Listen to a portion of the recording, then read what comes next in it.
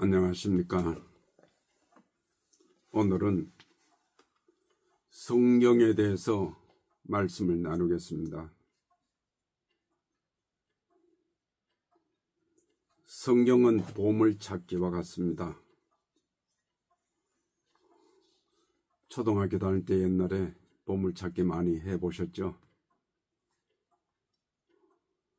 보물을 숨겨놓은 위치는 그 주인만이 알고 있습니다. 성경은 금맥을 찾는 것과 같습니다. 힘겨워도 맥을 따라가야 합니다. 하나님의 말씀인 성경도 흘러가는 맥이 있습니다. 한마디로 말하면 구원의 맥이겠지만 그 흘러가는 지류가 있듯이 우리에게 주는 또한 시대에 따라 사람에 따라 마음의 준비에 따라 흐르는 맥이 다를 수가 있습니다. 오늘은 총론적으로 말씀을 드리려고 합니다. 다음에 시간이 되면 강론으로 말씀을 나누겠습니다. 성경이란 9가지로 제가 나눠봤는데요. 첫째, 성경은 영감으로 기록되었다. 고로 우리에게도 영감이 있어야 합니다. 성경은 비밀입니다. 문자적으로 보는 것이 아닙니다. 그 문자 뒤에 숨겨진 것이 있습니다. 세 번째는 성경은 율법과 복음의 관계를 설명하고 있습니다. 오늘날 많은 지도자들이 무엇이 율법인지 무엇이 복음인지 구별을 잘 못합니다. 율법은 통제하기가 좋죠. 하지 마라 하라, 지켜라 지키지 마라 하면 복을 받는다. 그런데 신약적인 복음의 원리는 예수 따라가는 길입니다. 네 번째는 성경은 은혜의 법칙입니다. 누가 뭐래도 우리의 어려운 행함이 아니라 우리에게 주신 은혜의 법칙이 있습니다.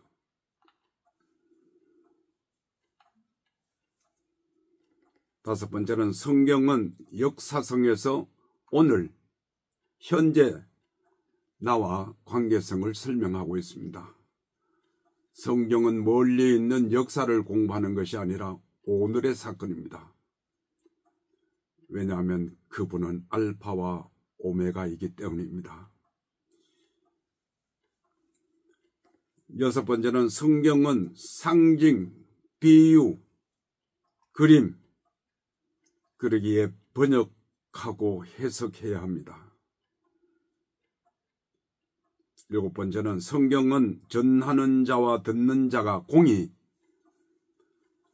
하나님이 주시는 영감이 있어야 합니다.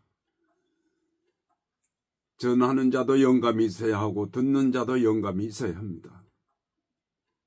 영의 사람이 전하는데 육의 사람이 들으면 귀로는 소리는 듣지만 그 내용은 깨닫지를 못합니다. 여덟 번째는 제가 많이 강조하는 내용인데요. 성경의 중심은 예수 그리스도이십니다. 거기에서 벗어나면 안 됩니다. 물론 성경이 도덕적일 수도 있고 윤리적일 수도 있지만 성경의 중심은 예수 그리스도이십니다. 마지막, 성경은 에덴의 회복으로 가고 있습니다. 잃어버렸던 에덴을 찾아서 갑니다. 성경의 구원사에서 보면 6,000년의 역사를 지나갑니다. 다시 본문을 돌아갑니다. 베드로후서 1장 19절에서 21절에 보면 또 우리에게 더 확실한 예언이 있어 어두운 데를 비추는 등불과 같으니 날이 새어 샛별이 너희 마음에 떠오르기까지 너희가 이것을 주의하는 것이 옳으니라. 먼저 알 것은 성경의 모든 예언은 사사로이 풀 것이 아니니 예언은 언제든지 사람의 뜻으로 낸 것이 아니오 오직 성령의 감동하심을 받은 사람들이 하나님께 받아 말한 것이니라. 앞에서 설명한 내용과 같습니다. 요한복음 6장 63절 제가 참 좋아하는 성경 구절입니다. 살리는 것은 영이니 육은 무익하니라. 내가 너희에게 말한 것이 영이요 생명이니라. 성경은 우리의 육을 향해서 말씀하시는 것이 아니라 우리 안에 있는 주님의 형상을 닮은 영혼을 위해서 교훈하고 있습니다. 영혼을 살리는 것입니다. 요한복음 1장 1절 3절에 태초에 말씀이 계시니라. 이 말씀이 하나님과 함께 계셨으니 이 말씀은 곧 하나님이시니라. 그가 태초에 하나님과 함께 계셨고 만물이 그로 말미암아 지은 바 되었으니 지은 것이 하나도 그가 없이는 된 것이 없느니라. 그분이 창조하기를 원하는 것은 우리의 마음의 새로운 새 창조를 원하시는 것입니다. 그것은 생명의 말씀으로만 이루어질 수가 있습니다. 말씀의 위대함입니다.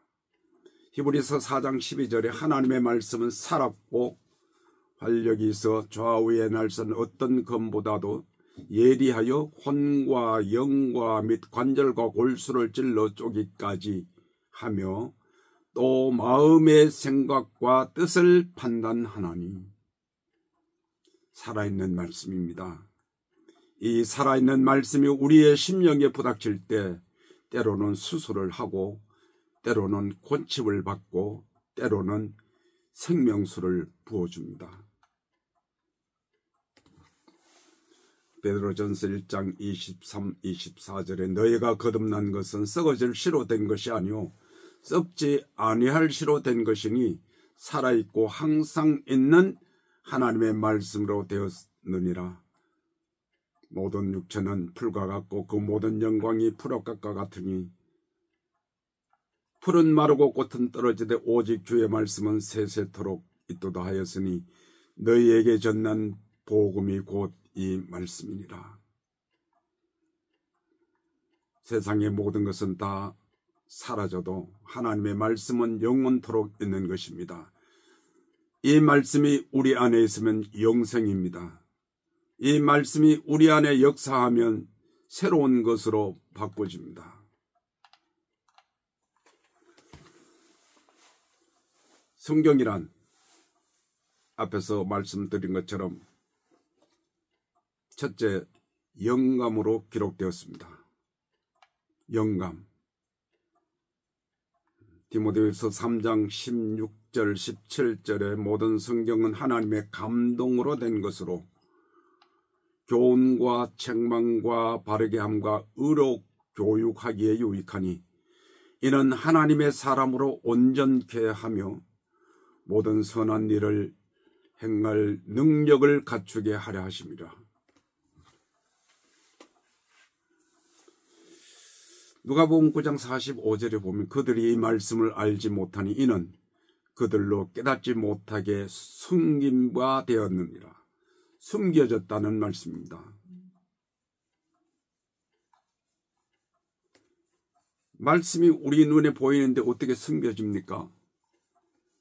그 안에 있는 생명의 내용이 숨겨져 있다는 것입니다.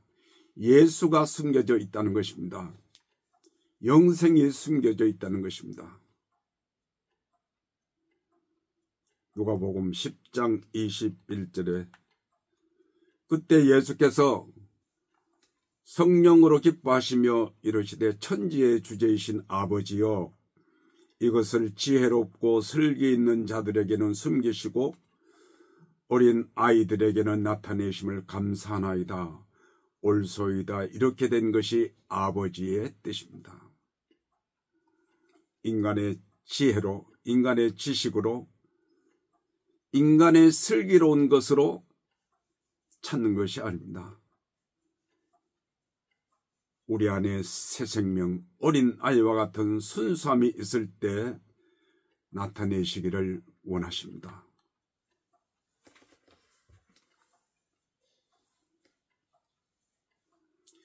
요한복음 8장 59절에 보면 유대인들이 돌을 들어 예수께 던지려 했습니다. 그러나 예수님께서 몸을 피해 성전 밖으로 나가셨습니다. 때로는 숨으시고 때로는 나가셨습니다. 예수가 없는 성전, 예수가 없는 성전이 아닙니다. 누가복음 12장 36절 이하에 보면 너희에게 아직 빛이 있을 동안에 빛을 믿어라. 그리하면 빛의 아들이 되리라. 예수께서 이 말씀을 하시고 그들을 떠나서 숨으시니라.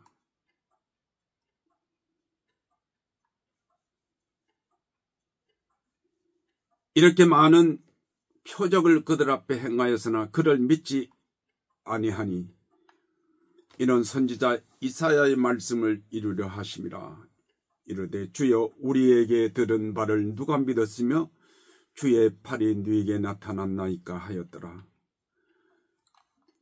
그들이 능히 믿지 못하는 것은 이 때문이니 곧 이사야가 다시 일렀으되 그들의 눈을 멀게 하시고 그들의 마음을 완고하게 하셨으니 이는 그들로 하여금 눈으로 보고 마음으로 깨닫고 돌이켜 내게 고침을 받지 못하게 함이라 하셨습니다.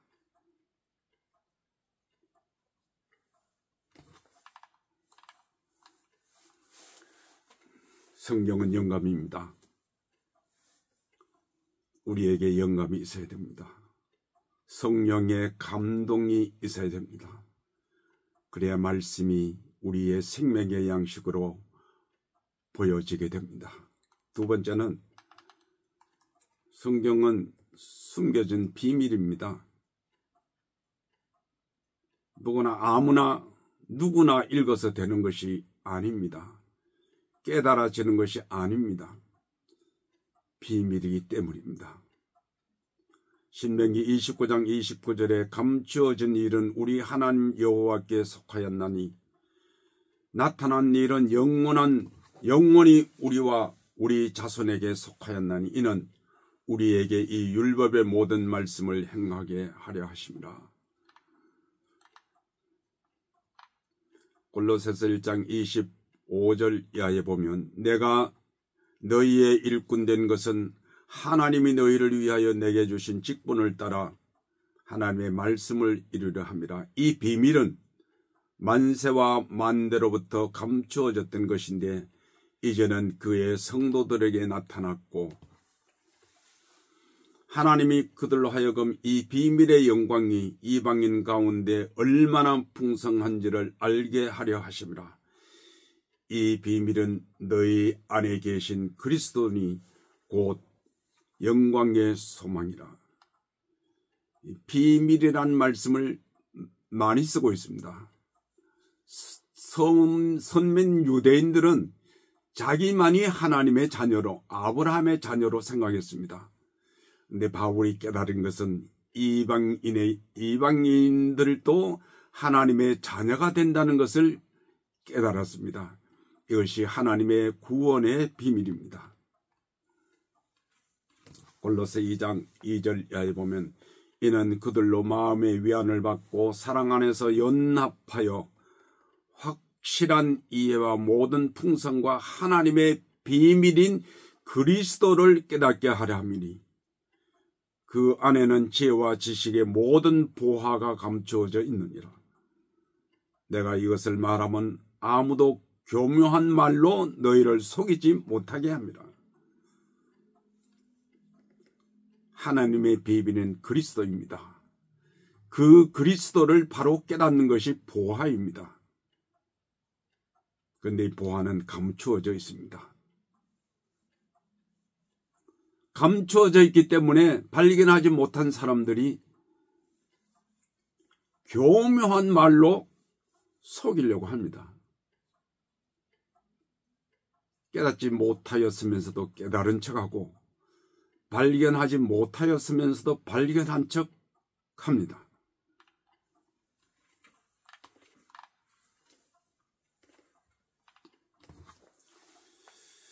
바울이 깨달은 비밀은 에베소서 1장 16절 이하에 보면 내가 기도할 때에 기억하며 너희로 말미암아 감사하기를 그치지 아니하고 우리 주 예수 그리스도의 하나님 영광의 아버지께서 지혜와 계시의 영을 너희에게 주사 하나님을 알게 하시고 너희 마음의 눈을 밝히사 그의 부르심의 소망이 무엇이며 성도 안에서 그 기업의 영광의 풍성함이 무엇이며 그의 힘의 위력으로 역사하심을 따라 믿는 우리에게 베푸신 능력이 지극히 크심이 어떠한 것을 너희로 알게 하시기를 구하노라. 계시의 영이 있어야 합니다. 그리고 마음의 눈이 밝아져야 합니다. 그래야 영원한 것을 볼 수가 있습니다.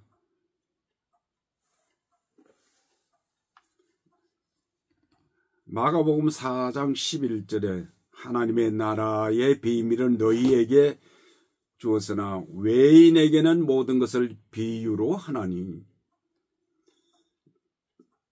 예수님의 제자들에게는 밝혀져 있었습니다.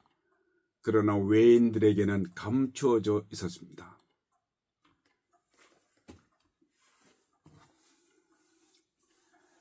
누가복음 8장 17절 18절에 보면 숨은 것이 장차 드러나지 아니할 것이 없고 감추은 것이 장차 알려지고 나타나지 않을 것이 없느니라. 그러므로 너희가 어떻게 들을까 스스로 삼거라. 누구든지 있는 자는 받겠고 없는 자는 그 있는 줄로 아는 것까지 빼앗기리라.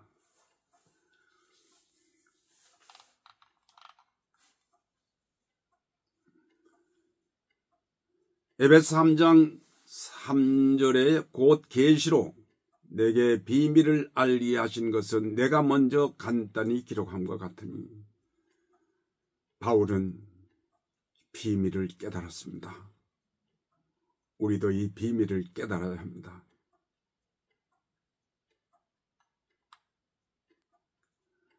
에베소 5장 32절에 보면 이 비밀이 크도다.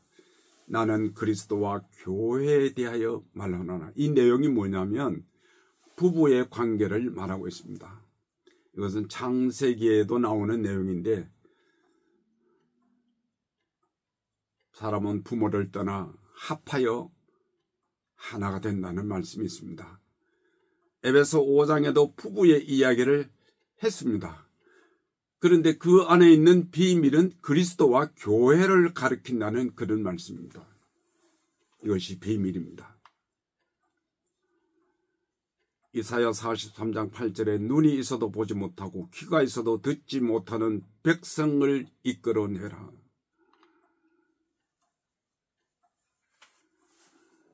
이사야 56장 10절 11절에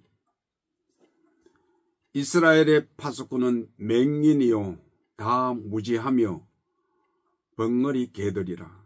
짖지 못하며 다 꿈꾸는 자들이요 누워있는 자들이요 잠자기를 좋아하는 자들이니 이 개들은 탐욕이 심하여 족한 줄을 알지 못하는 자들이요 그들은 몰지각한 목자들이라. 다 제 길로 돌아가며 사람마다 자기 이익만 추구한다고 했습니다.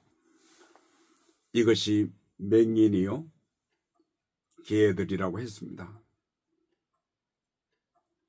이 개들은 탐욕이 심한 족한 줄을 모릅니다. 몰지각한 목자들 전부 제 길로 갔습니다.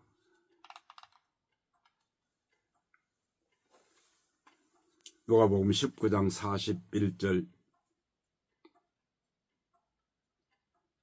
가까이 오사 성을 보시고 우시며 이르시되 너도 오늘 평화에 관한 일을 알았더라면 좋을 뻔하였거니와 지금 내 눈에 숨겨졌도다. 날이 이를지라 내 원수들이 토돈을 쌓고 너를 둘러 사면으로 가두고 또 너와 및 그 가운데 있는 내 자식들을 땅에 메어치며 돌 하나도 돌 위에 남기지 아니하리니 이는 내가 보살핌 받는 날을 알지 못함을 인함이니라 하시니라. 성전에 들어가사 장사하는 자들을 내어 쫓으시며 생명의 말씀에는 눈이 멀고 돈에는 눈이 밝은 당시 유대 종교를 책망하신 내용입니다. 예수님은 왜 성전을 향해서 우셨을까요? 이 성전 때문에, 예루살렘 때문에 나라가 망했습니다. 예배하는 성전이 장사꾼으로 변했습니다.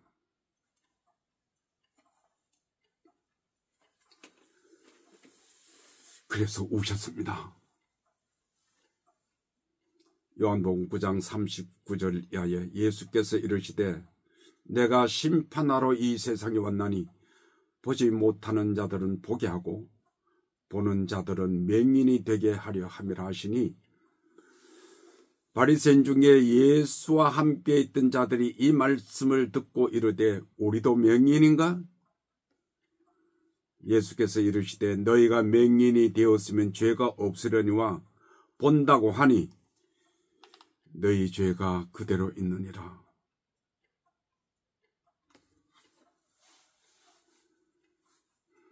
요한복음 12장 36절 이하에 너희에게 아직 빛이 있을 동안의 빛을 믿으라. 그리하면 빛의 아들이 되리라. 예수는 이 말씀을 하시고 떠나가서 숨으셨다고 했습니다. 예수가 숨겨지면 성전이 성전이 아닙니다. 예배가 예배가 아닙니다. 예배의 중심이, 성전의 중심이 예수가 되어야 합니다. 이렇게 많은 표적을 그들 앞에서 행하였으나 그를 믿지 아니하였느니 이는 선지자 이사야의 말씀을 이루려 하심이라. 주여 우리에게서 들은 바를 누가 믿었으며 주의 팔이 네게 나타났나이까.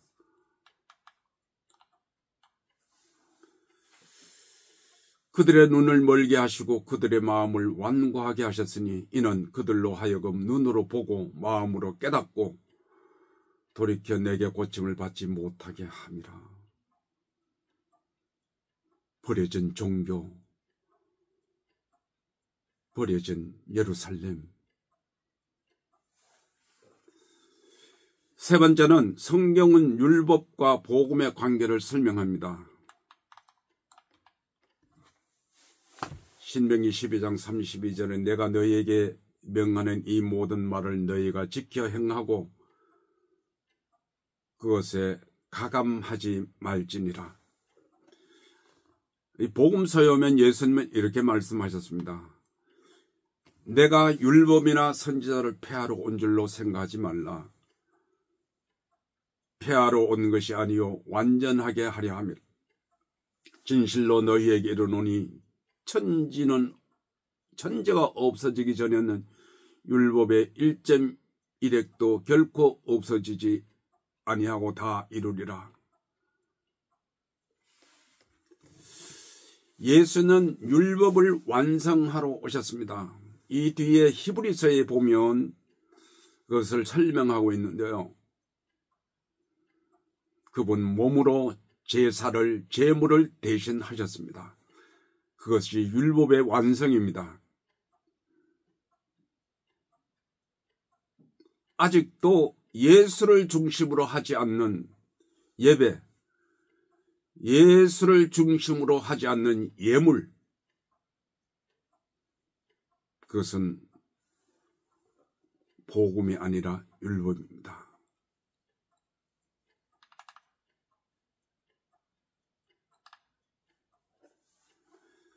누가복음 16장 16절에 율법과 선지자는 요한 때까지요.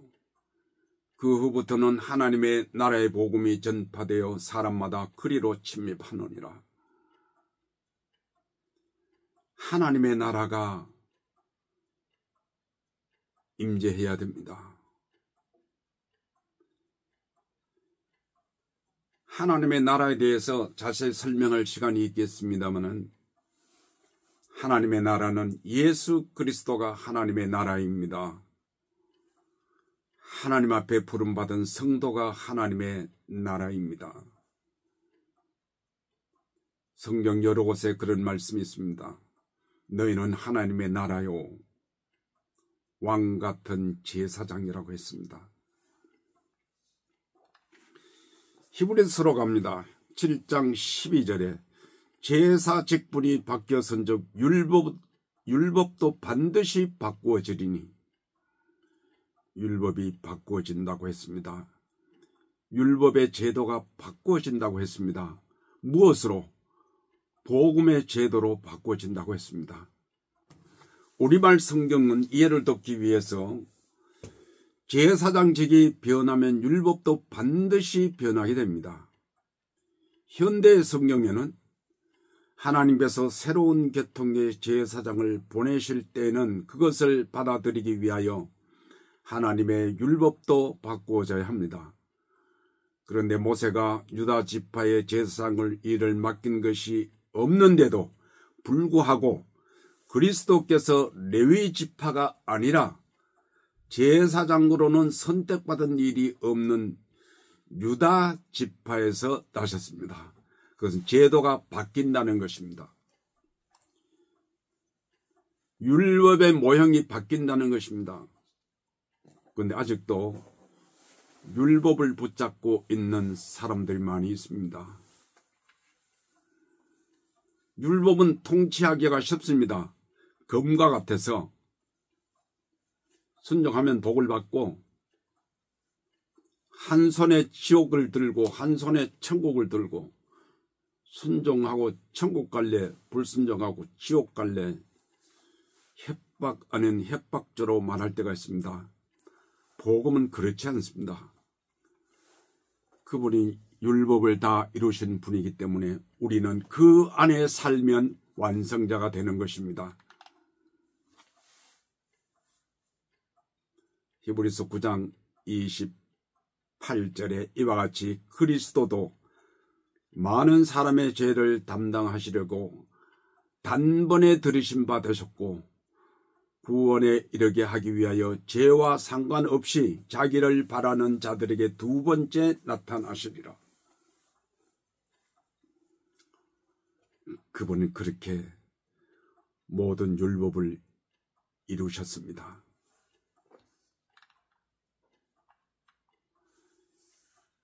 저는 히브리서를 참 좋아하는데요. 히브리인 차원이 높습니다. 히브리서는 전부 바꿉니다. 개혁할 때까지라는 말씀이 있습니다. 히브리라는 말은요, 아브라함에게 붙여진 이름인데 히브리인, 건너왔다는 뜻입니다. 유프라데를 건너오고 티그리스를 건너오고 건너와서 주인 되신 그분의 인도를 따라 그 고달픈 유목민 생활을 했으면서도 하나님께 순종하고 살았습니다. 히브리. 그래서 히브리서는 이 제도를 어떻게 바꾸었는지를 잘 설명하고 있습니다. 다시 히브리서 10장 5절 이하에 그러므로 주께서 세상에 임하실 때 이르시되 하나님이 제사와 예물을 원하지 아니하시고 오직 나를 위하여 한 몸을 예비하셨도다. 번제와 속죄제는 기뻐하지 아니하시나니 이에 내가 말하기를 하나님이여 보시옵소서 두루마기 책에 나를 가리켜 기록된 것과 같이 하나님의 뜻을 행하러 왔나이다. 하나님은 재물 그렇게 좋아하지 않습니다. 영원한 재물 대신 그분이 몸으로 단번에 들으신 바가 되었기 때문입니다. 그분이 원하시는 것은 우리의 자신입니다. 한 몸을 예비하셨도다. 번제와 속죄제는 기뻐하지 아니하신다고 했습니다. 네 번째, 성경은 은혜의 법칙입니다. 거저 주시는 법칙입니다. 요한복음 1장 17절에 율법은 모세로 말미암아 주어진 것이요 은혜와 진리는 예수 그리스도로 말미암아 온 것이라고 했습니다. 하나님의 은혜. 바울은 이렇게 고백했습니다. 고린도전서 15장 10절에 그러나 내가 나된 것은 하나님의 은혜로 된 것이니 내게 주신 그의 은혜가 헛되지 아니하여 내가 모든 사도보다 더 많이 수고하였으나 내가 한 것이 아니요 오직 나와 함께 하신 하나님의 은혜로다.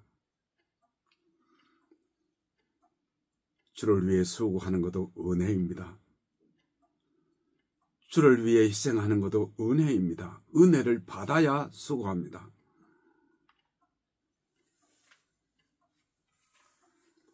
고린도서 6장 1절 2절에 우리가 하나님과 함께 일하는 자로서 너희를 권하노니 하나님의 은혜를 헛되이 받지 말라.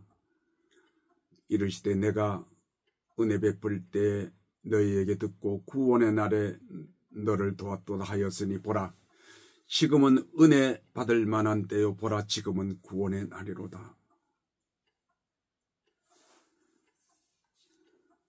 여러분은 하나님의 은혜를 헤아려 본 적이 있습니까? 날마다 같은 시간에 뜨는 태양처럼 있고 그리고 무심히 지나쳐 버리지는 않습니까? 우리는 하나님의 은혜로 부름을 받았습니다. 하나님의 은혜로 여기까지 왔습니다. 비록 그 길이 고난의 길이라고 할지라도 모두가 하나님의 은혜입니다. 다섯 번째는 성경은 역사상에서 오늘 나와 관계성입니다. 오늘 미래의 것이 아니라 과거의 것이 아니라 성경은 오늘의 사건입니다. 때로는 역사를 근거로 한 것도 있고 때로는 비유적인 것도 있고 상징적인 것도 있습니다.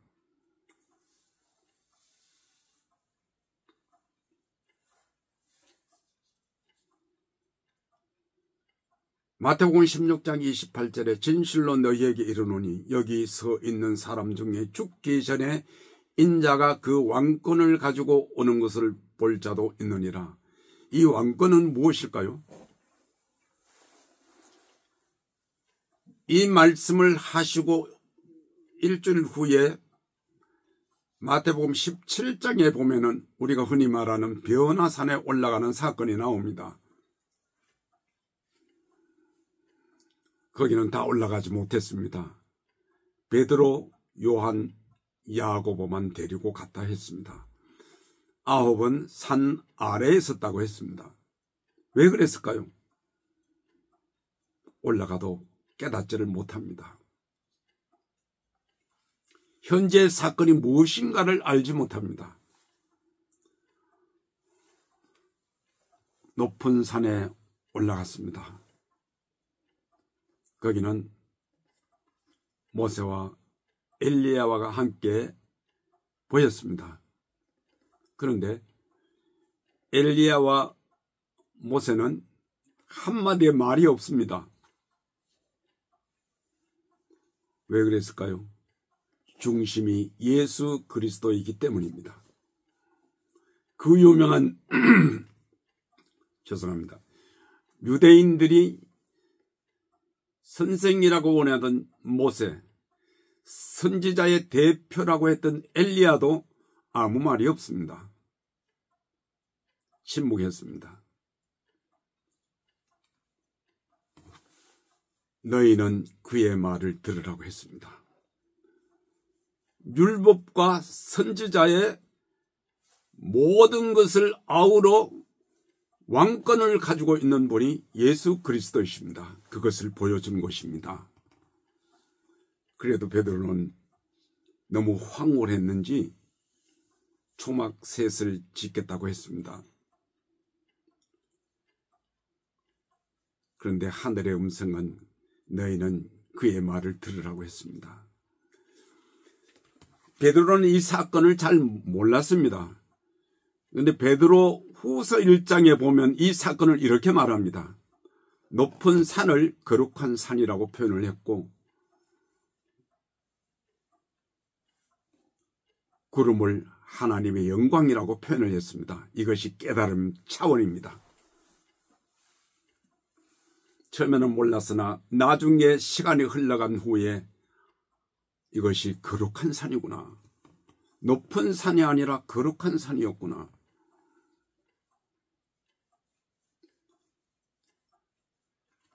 모세와 엘리야를 총지배하는 그 지배권이 왕 대신 예수 그리스도입니다. 그것이 하나님의 나라입니다.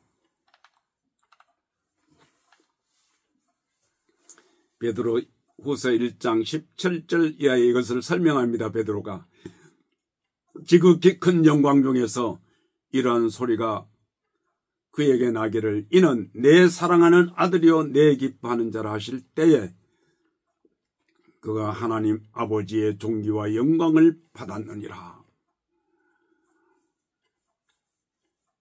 때로는 세월이 흘러가야 깨달음이 옵니다. 마태복음 22장 32절에 나는 아브라함의 하나님이요 이삭의 하나님이요 야곱의 하나님이로라 하신 것을 읽어보지 못하였느냐. 하나님은 죽은 자의 하나님이 아니요 살아있는 자의 하나님이시니라 하십니다. 이것은 출애굽기 3장에 나타났던 그 장면을 이야기하는 건데요. 마태복음에서는 이것을 설명을 합니다. 해석을 합니다. 하나님은 죽은 자의 하나님이 아니라 산 자의 하나님입니다.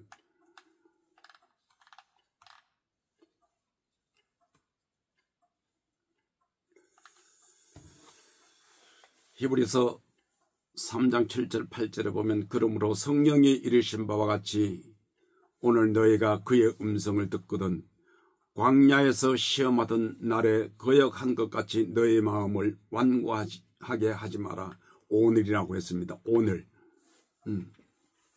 과거의 사건이지만 오늘의 사건으로 나와 관계성을 가져야 된다는 말씀을 앞에서 말씀을 드렸습니다.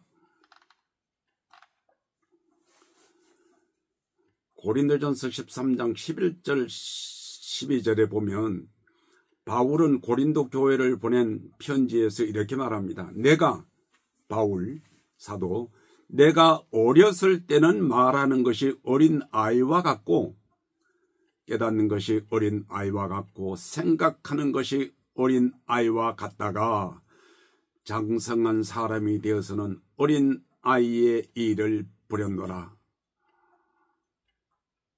바울도 어린 아이 때가 있고 장성할 때가 있습니다. 장성에서는 이것을 버렸습니다. 과감하게 버릴 줄 알아야 됩니다.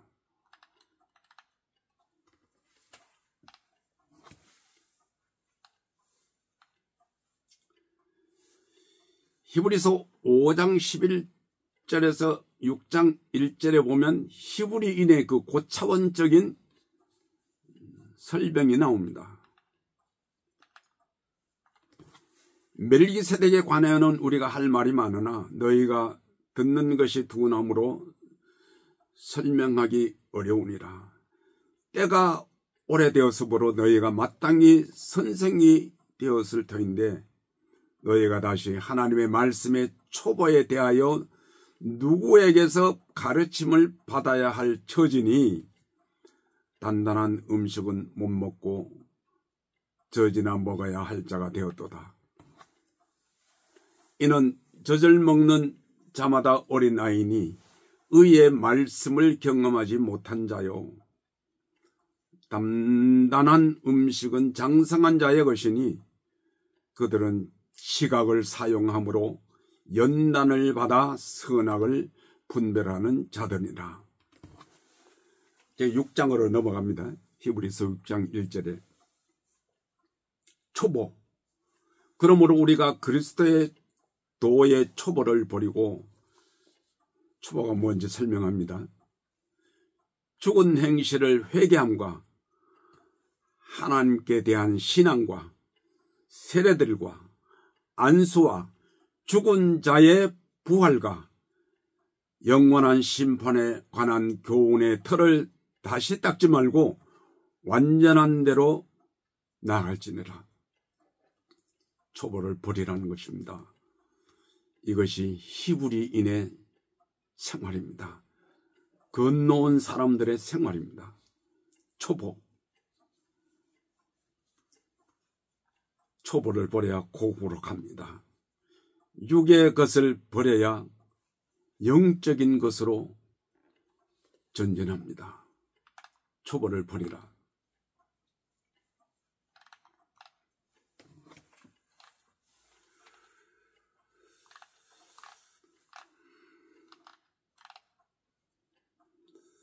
이 말씀은 주님께서 풀어주셔야 됩니다.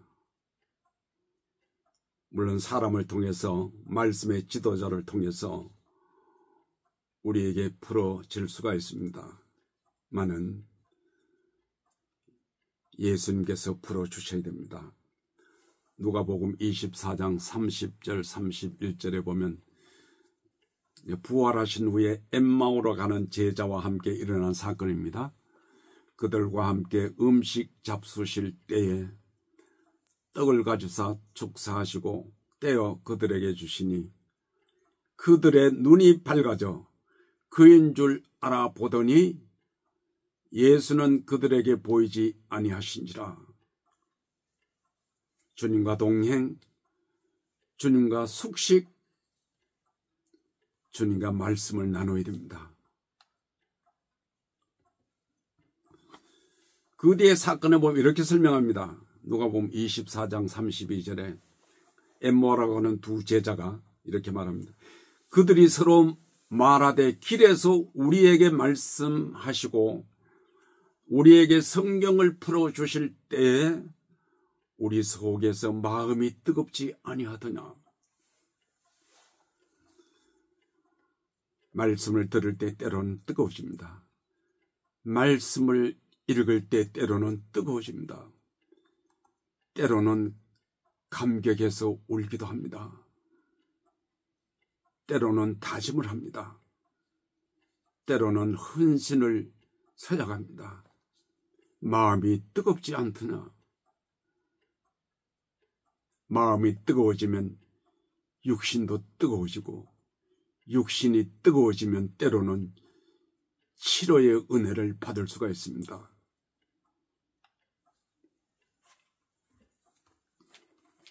이에 그들의 마음을 열어 성경을 깨닫게 하시고, 성경은 마음이 열려져야 됩니다.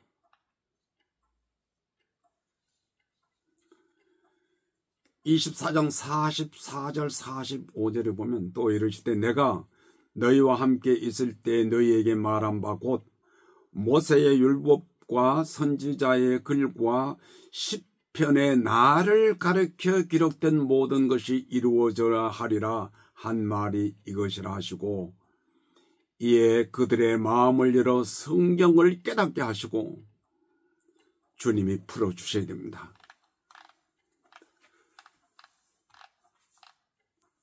일곱 번째는 성경은 전하는 자와 듣는 자가 공히 감동이 있어야 됩니다. 왜냐하면 앞에서 말씀을 드린 것처럼 성경은 하나님의 감동으로 된 것이기 때문입니다. 인간의 지혜의 말로 설득해서 되는 것은 아닙니다. 감동받은 자가 전해야 되고 아무리 감동받은 자가 전해도 듣는 자가 감동이 없으면 감동으로 들려지지 않습니다. 듣는 자가 감동이 있는데 전하는 자가 감동이 없으면 지식의 말로 전하면 감동이 오지를 않습니다.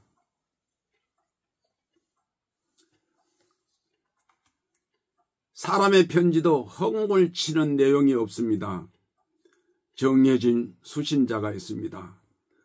부모님께 전하는 편지, 사랑하는 친구에게 등 수신자에 따라서 내용이 달라지듯이 말씀도 전하는 자와 수신자가 듣는 자가 함께 공동체가 되어야 됩니다. 바울은 이렇게 고백합니다. 고린도전서 9장 26절에 그러므로 나는 다름질하기를 향방 없는 것 같이 아니하고 싸우기를 허공을 치는 것 같이 아니하며 내가 내 몸을 쳐 복종하게 하면 내가 남에게 전판 후에 자신이 도리어 버림을 당할까 두려워합니다. 바울은 수시로 자기를 쳐서 복종시킵니다. 말씀 앞에 복종을 시켰습니다. 말씀화 되기를 원했습니다. 사도행전 1장 1절 2절에 보면 데오빌러여 내가 먼저 쓴 글에는 무릇 예수께서 행하시며 가르치시기를 시작하신부터 그의 택하신 사도들에게 성령으로 명하시고 승천하신 날까지의 일을 기록하였노라. 아무에게 명하지 않습니다. 아무에게 가르치지 않습니다. 아무나 깨닫고 감동받지 않습니다. 전하는 자가 감동되고 듣는 자도 감동되어야 합니다. 바울은 그 서신마다 꼭 이것을 앞부분에 지적을 합니다. 에베소 1장 1절 이하 하나님의 뜻으로 말미암아 그리스도 예수의 사도된 바울은 에베소에 있는 성도들과 그리스도 예수 안에 있는 신실한 자들에게 편지하노니 하나님 우리 아버지와 주 예수 그리스도로부터 은혜와 평강이 너희에게 있을지어다. 서신마다 앞부분에 이렇게 인사를 합니다. 모두가 아니고 전부가 아니고 아무나가 아니고 성도, 부름받은 사람, 신실한 자들에게 편지를 전해주고 하나님 우리 아버지와 주 예수 그리스도로부터 은혜와 평강이 있기를 원한다. 서신마다 그렇게 강조하고 있습니다.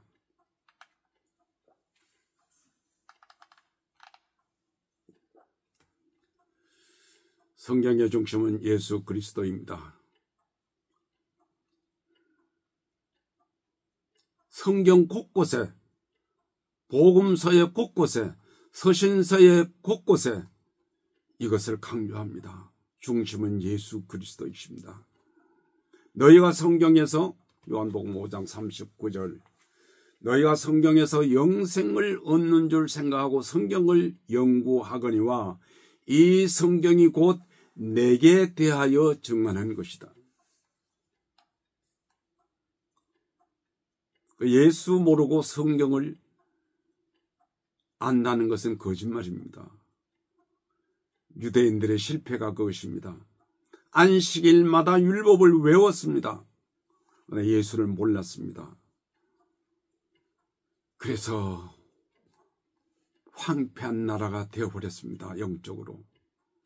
누가복음 17장 20절 21절에 바리새인들이 하나님의 나라가 어느 때 임하니까 묻거늘 예수께서 대답하여 이르시되 하나님의 나라는 볼 수 있게 임하는 것이 아니요 또 여기 있다 저기 있다고도 못하리니 하나님의 나라는 너희 안에 있느니라. 나라가 오는 것이 아닙니다. 나라의 근본 되신 하나님이신 여호와이신 주 예수 그리스도가 있는 곳이 하나님의 나라입니다. 그러기에 가정도 하나님의 나라요. 내 자신도 하나님의 나라입니다. 여기 있다 저기 있다 따라다니는 것이 아닙니다.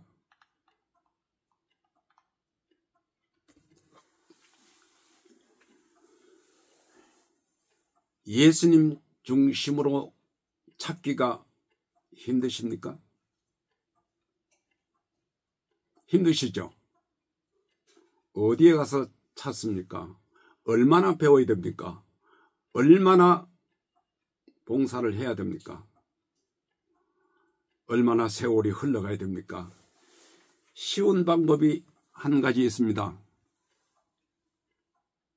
내 자신이 예수로 변하십시오. 그러면 예수의 나라가 되는 것입니다.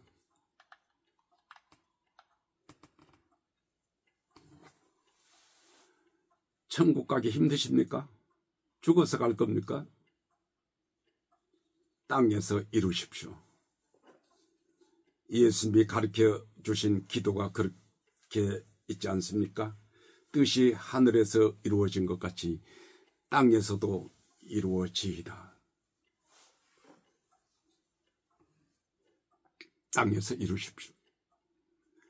갈라디아서 4장 19절에 너희 안에 그리스도의 형상이 이루기까지 내가 해산의 수고를 한다. 성경은 우리가 예수화하기를 원하십니다. 고린도 후서 3장 17절 18절에 주는 영이시니 주의 영이 계신 곳에는 자유가 있느니라. 우리가 다 수건을 벗은 얼굴로 거울을 보는 것 같이 주의 영광을 보매 그와 같은 형상으로 변하여 영광에서 영광에 이르니니 곧 주의 영으로 말미암습니다. 주의 영으로 바꿔줘야 합니다. 예수화로 가라 그 말씀입니다. 요한일서 3장 2절에 사랑하는 자들아 우리가 지금은 하나님의 자녀라. 장래에 어떻게 될지는 아직 나타나지 아니하였으나 그가 나타나시면 우리가 그와 같을 줄을 아는 것은 그의 참 모습 그대로 볼 것이기 때문이다. 그와 같이 된다는 것입니다. 지금 예수로 살아가십시오. 예수화하십시오. 성경 여러 곳에 이것을 강조하고 있습니다.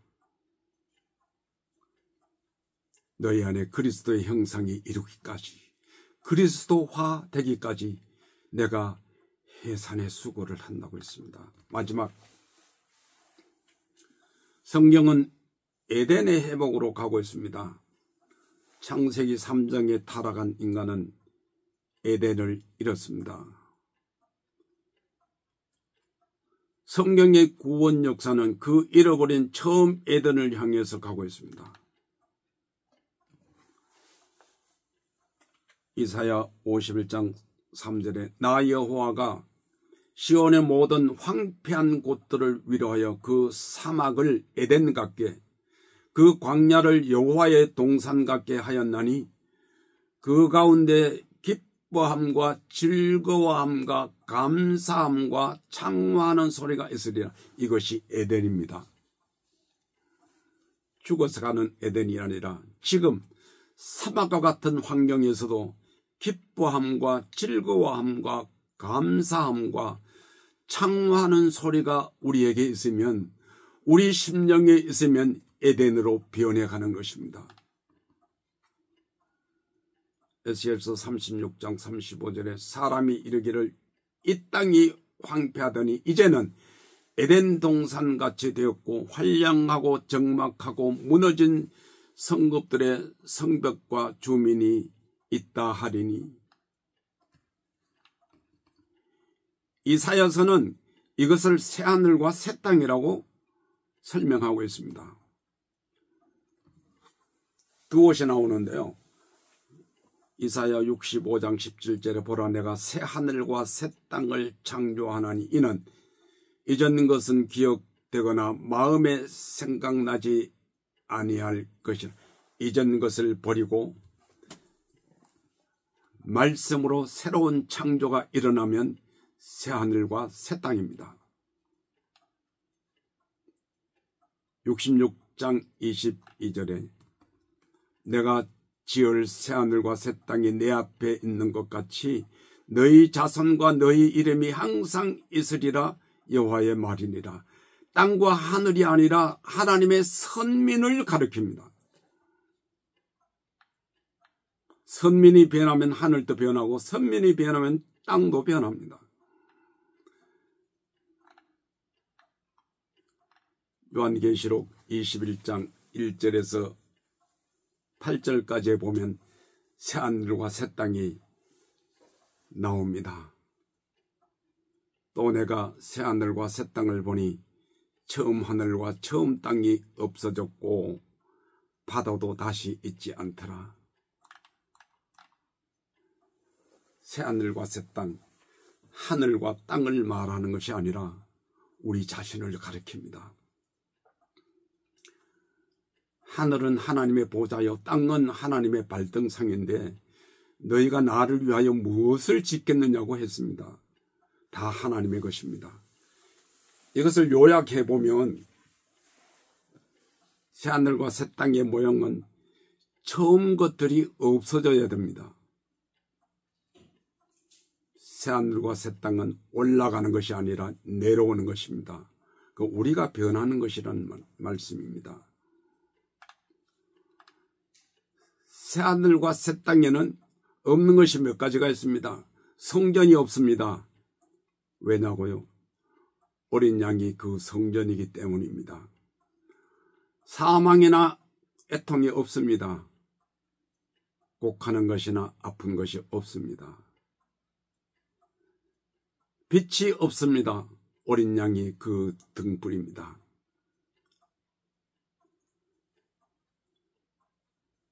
성문이 없습니다.